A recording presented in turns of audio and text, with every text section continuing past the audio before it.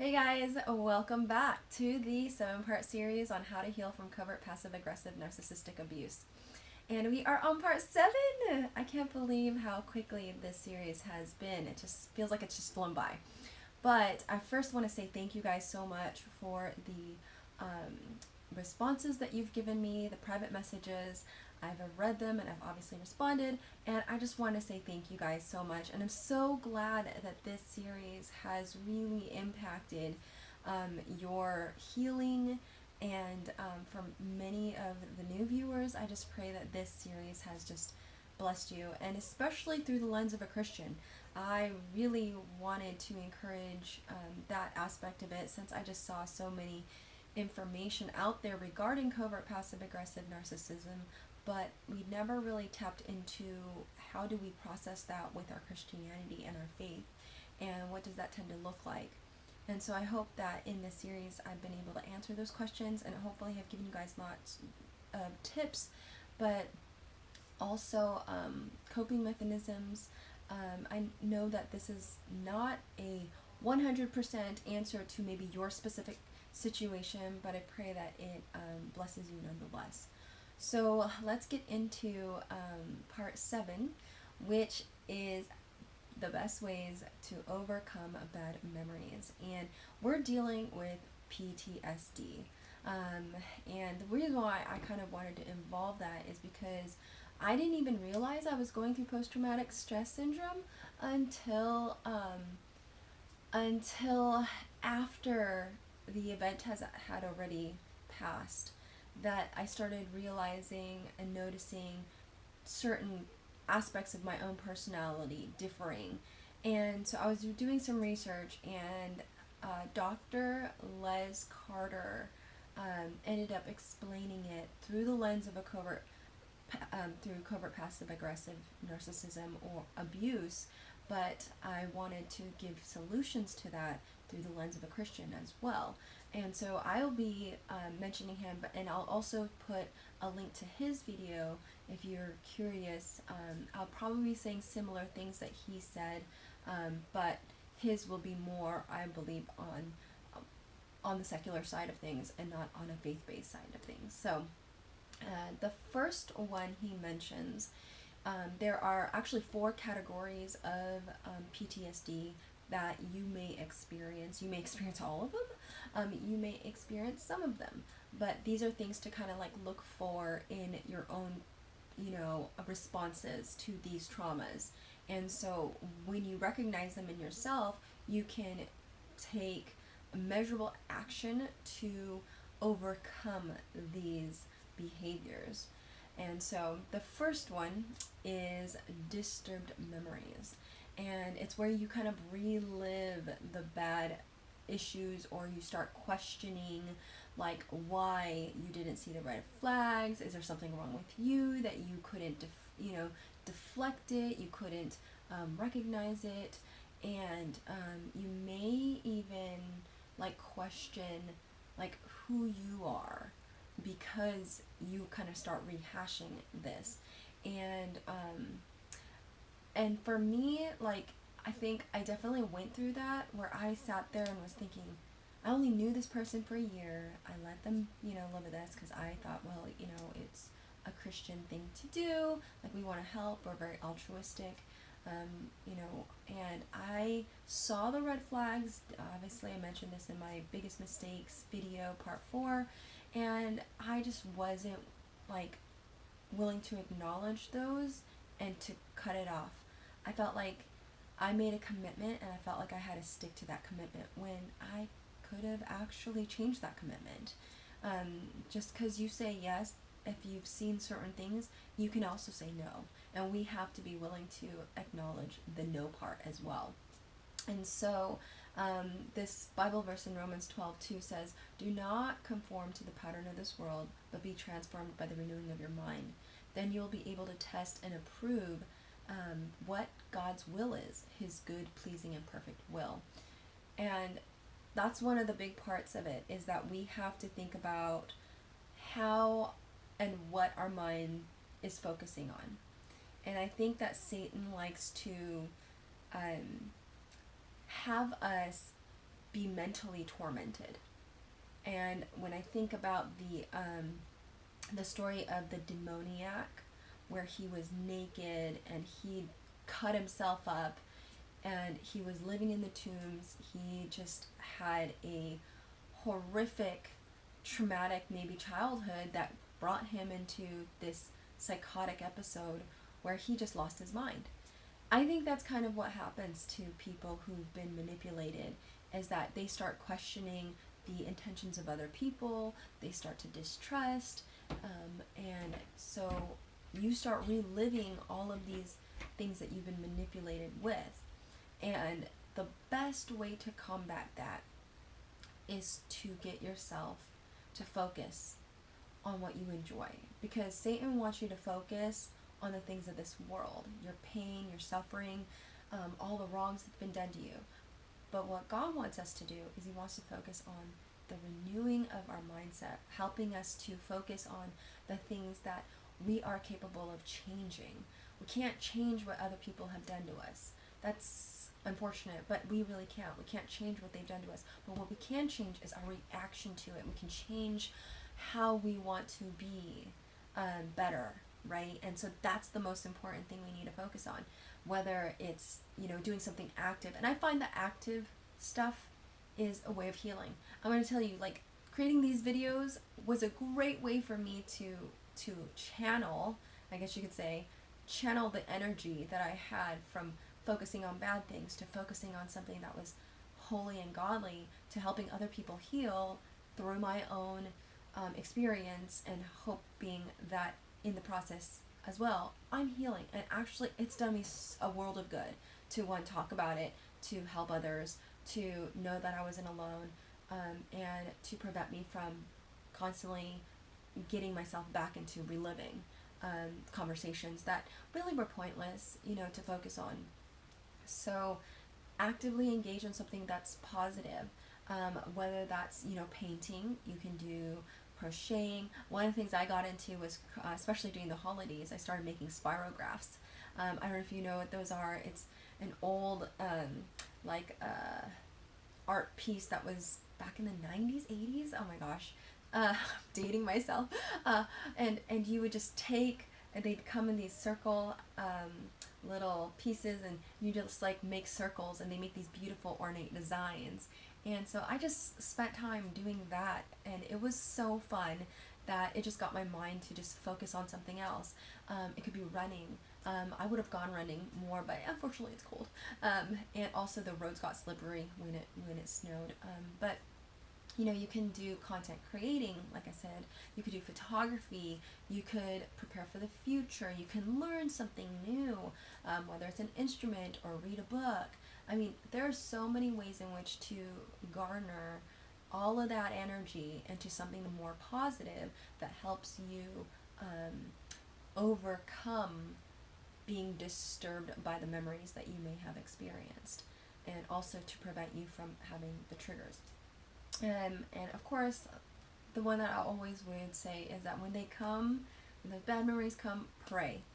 Pray and ask God for forgiveness that you're rehashing, and also ask God to give you the strength to pray for those people who have hurt you. And that is just a beautiful way to help relieve yourself of that kind of stress and unnecessary rehashing, because when you meditate on those things, it'll cause your blood pressure to go up, your stress hormones end up elevating, and we don't need you to go through all of those physiological changes that really it's unnecessary. So you want to put yourself in a place of peace, and by doing that, it's focusing on something that elevates and brings you joy. Okay, and part 2. So this one is called avoidant reaction. So you may find that you are withdrawing yourself because you feel like you can't trust other people, whether you're withdrawing from society, your church, maybe a club you used to be a part of. You withdraw from things that you enjoy, and you deprive yourself of really connecting with people. And I know this was definitely kind of my experience. I started withdrawing from certain church members. I started withdrawing from the church as a whole. And because I felt like maybe the the well was poisoned because I'd experienced triangulation from this person, and so I thought maybe they'd done it within the church, and I just wasn't sure who I could trust.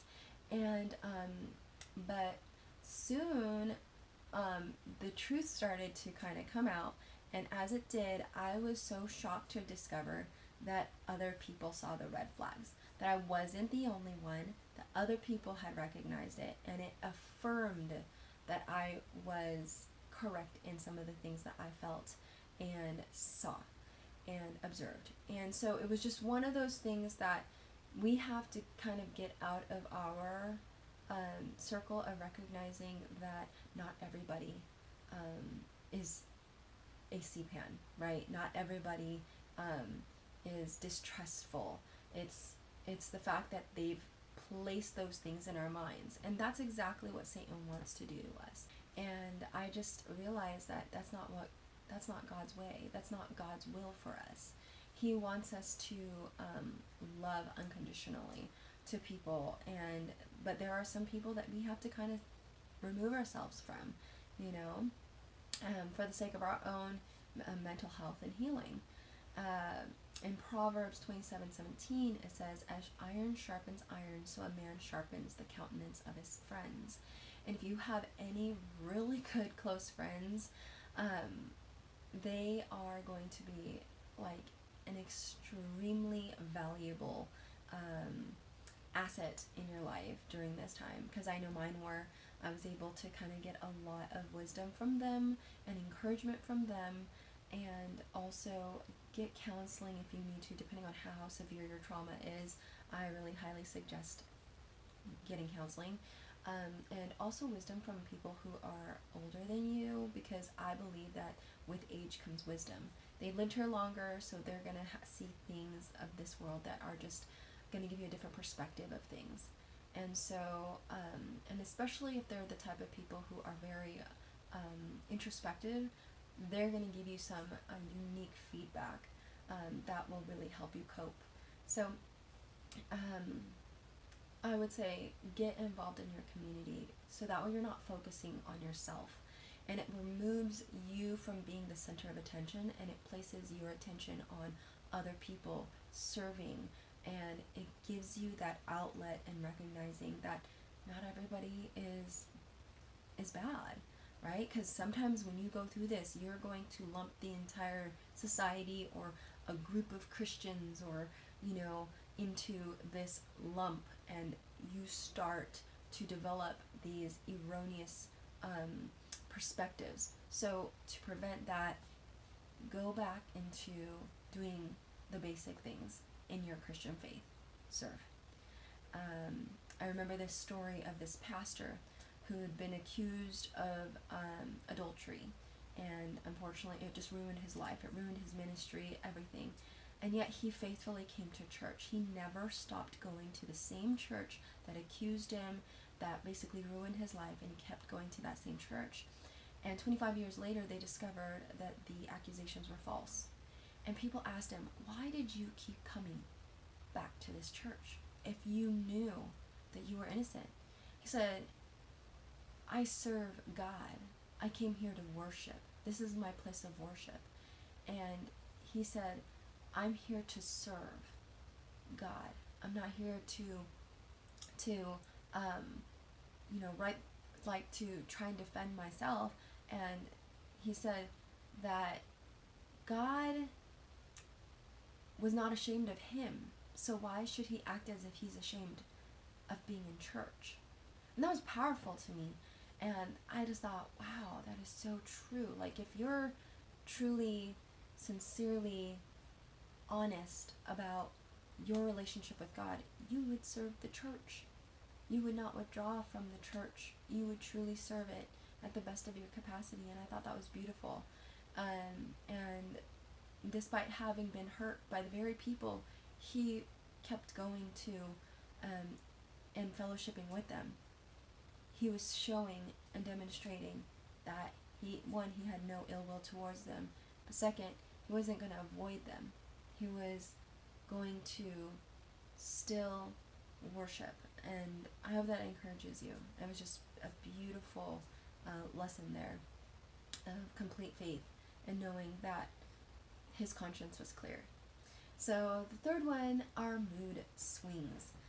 Okay, so you might recognize that you're starting to feel pessimistic about things. Maybe you're being down on yourself a lot. You start beginning to question other people's intentions towards you and maybe their attitude towards you. You might find yourself feeling anxious and angry. And these are all normal feelings, especially after having gone through what you may be experiencing, and the trauma, manipulation, gaslighting, all those things. These mood swings are going to come in waves. And it took me a few months, and I didn't even realize that I even was developing anxiety. I had, to be honest, as I'm a pretty positive person, it was just, I had never even imagined that I was feeling anxious. And I realized later, looking back, me avoiding the house, me not wanting to be, well, I didn't feel safe in my home. I didn't feel like I could be myself because I felt like I'd always be waiting for that next, tension or conflict to happen. And it was just so frustrating to feel like that's how I'm living. And so after that, later I started to notice I was having anxiety interacting with people, because I was just finding myself, like in part 2, where I was avoiding and I was feeling distrustful of others, and I started to doubt people's genuine feelings towards me. Philippians 4:6-7 tells us, "Be anxious for nothing, but in everything by prayer and supplication with thanksgiving, let your requests be made known to God, and the peace of God, which surpasses all understanding, will guard your hearts and minds through Christ Jesus." I think that part was so important, is to let your requests be made known to God. Like, all the anxiousness that I felt, all of the frustration and anger, I had to constantly just give it to God and just tell him, "Lord, I'm feeling this way. I am going through this emotion again," and I acknowledged my emotions. But the most important thing is, I didn't try to allow it to rule over me. And sure, it took me a little while to get over all of these things, but I had to recognize that it's normal to feel these things, especially after going through what I went through. And it's normal to feel the emotions that you're going through because of whatever it is that you are experiencing currently. And hopefully, not currently, but hopefully just in the past. But I realized it is very human of us, and it was just encouraging to know that I could just lay it constantly at God's feet. And even if it had to be 3 times a day, 4 times a day, it was important that I kept laying it down. And I wanted to share this next Bible verse in Proverbs 16:32, which says, "He that is slow to anger is better than the mighty, and he that ruleth his spirit than he that taketh a city." And that is something that I kept telling myself, is that I needed to not be a person who was ruled by my emotions. I couldn't allow my emotions to get the better of me, where it controlled my interactions with people. It controlled who I hung out with, in the sense of like, in the sense of like avoidance, right? Where we're like, "Oh, I'm avoiding that person." No, I decided to step into faith of just, you know what? I'll say hello, I'll interact with this person, and be as loving as I could towards others and not be hateful. But certain ones that I definitely saw, if I noticed the red flags, if those red flags were obvious, then those are the ones that I'm just kind of like, I'll keep a arm's length, because I can sense already, based on what I've experienced and what I know, that this isn't something I want to engage in. So the fourth one, adjustments in your lifestyle. You may stop doing what you used to love, or become less attentive to your duties. So I would say definitely I experience a little bit of this because while they were living with me, I started to just kind of stay away from the house, and obviously with that I wasn't cooking as much, and I wasn't being as productive as I would have liked. And but after they moved, obviously I had to get back into that role, you know, allowing myself to get onto my schedule where I would work out in the morning, I'd have my breakfast, I'd do all the things that were, in my mind, my personal routines. And my routine was completely ruined because I didn't realize how stress really affected me. And so I found myself trying to fight against the stress, if that makes sense. Because I knew I was stressed and I knew I wasn't doing the things I normally love, and so now I'm trying to go back into adjusting it to the way I'm used to. And now it's like I'm adapting to a different way of living, and I find that I've had to kind of adapt to certain things. Like before, I used to be so open of letting a lot of people, or anyone actually, into my home, and I used to bring people over a lot, but I noticed that I'm a lot more cautious about doing it because of what I've been through. And so, but also because when I would bring people over, I felt like it was often sabotaged by comments or things that then my friends would tell me later that they weren't comfortable. And so I couldn't feel like I could bring them back to the house. So that was very unfortunate, because I am a type of person who loves to, you know, be hospitable. I love to bring people together and to feel like other people weren't comfortable because of the past living situation was just very disheartening. And that's something that we have to learn to re-teach ourselves or unlearn, is to create a healthy routine for ourselves and really try to be consistent with our routine, so that way it becomes second nature again. Now, I was a very habitual person in terms of my routine, and now that that's completely been reshaped, I've adapted to a different routine, and slowly but surely just getting there. It's just one day at a time. And so, you know, if you're frustrated with yourself because you don't feel like you're exactly where you want to be, that's okay. Take it one day at a time. You'll be fine. My encouragement to you is from 1 Corinthians 10:13. No temptation has overtaken you that is not common to man. God is faithful, and he will not let you be tempted beyond your ability. But with the temptation, he will also provide the way of escape, that you may be able to endure it. So, with everything that you have gone through, know that God provides a way of coping, a way of healing, a way of processing through all of the traumas. And I pray that you're able to find that healing. And thank you guys so much for taking the time to watch these videos, to be encouraged by them. And I just pray that the Lord God just blesses you guys so much, and continues to help you in everything that you guys are doing. So I will be creating a couple more different things in the near future, focusing obviously on health, mentally, emotionally, spiritually, and physically. And I just pray that you guys are able to join me on that journey. May you live, thrive, and be healthy. Thanks, guys. God bless you. Bye.